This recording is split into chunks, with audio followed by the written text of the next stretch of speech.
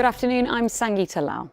The government has called yesterday's protests in London a klaxon call for MPs to address immigration and other public concerns in the country, and has condemned those who attacked injured police officers, saying they will be punished. It's estimated more than 110,000 people marched through central London at a rally organised by far-right activist Tommy Robinson. So far, 25 people have been arrested. Caroline Lewis reports. It had been billed as a peaceful protest that would unite the nation, but instead descended into violence.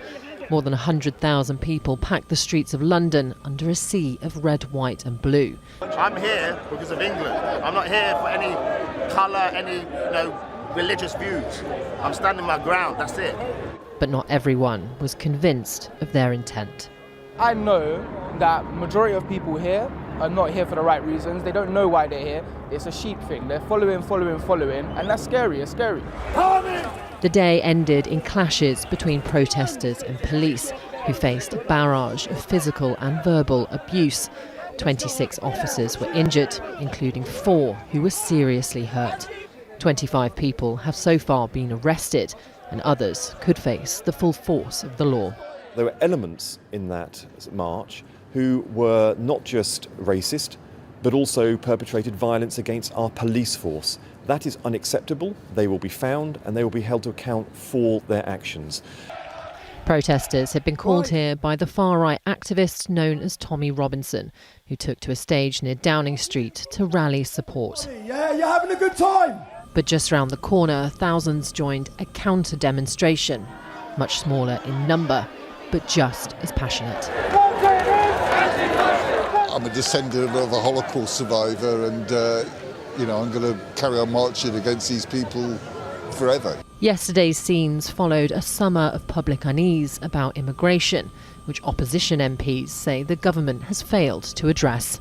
They cancelled the Rwanda policy with no replacement, and we have a returns deal with France whereby, to my knowledge, not a single person has been returned.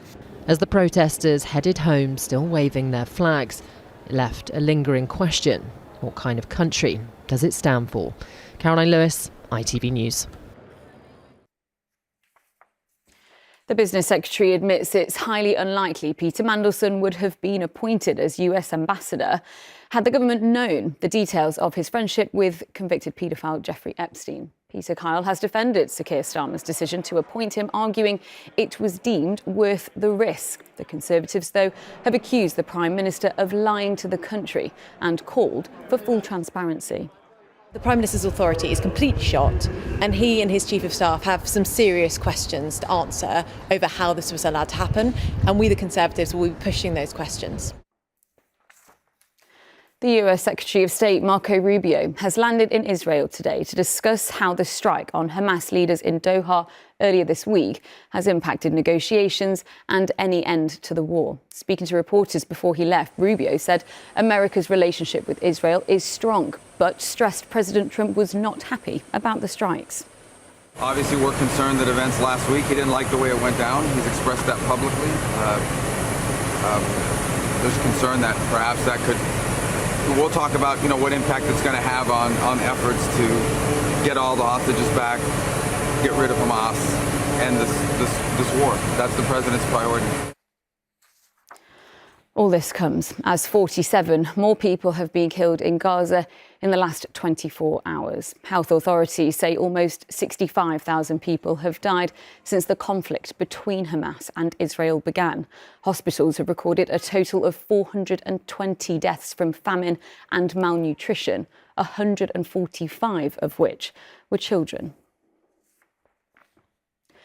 The UK government has announced it's agreed a £1.25 billion investment deal with America. It comes ahead of US President Donald Trump's state visit this week. The new investments are expected to create around 2,000 jobs across the country and follows an economic deal between the two nations, which secured major tariff reductions earlier this year.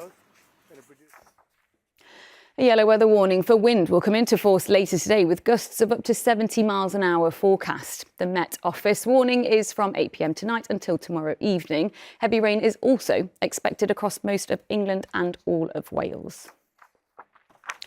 And finally, Ed Sheeran has surprised fans with a pop-up concert in New York. The performance was streamed to more than 1 million people who gathered to hear the music that he'll be showing in his US tour. Emma Volney reports.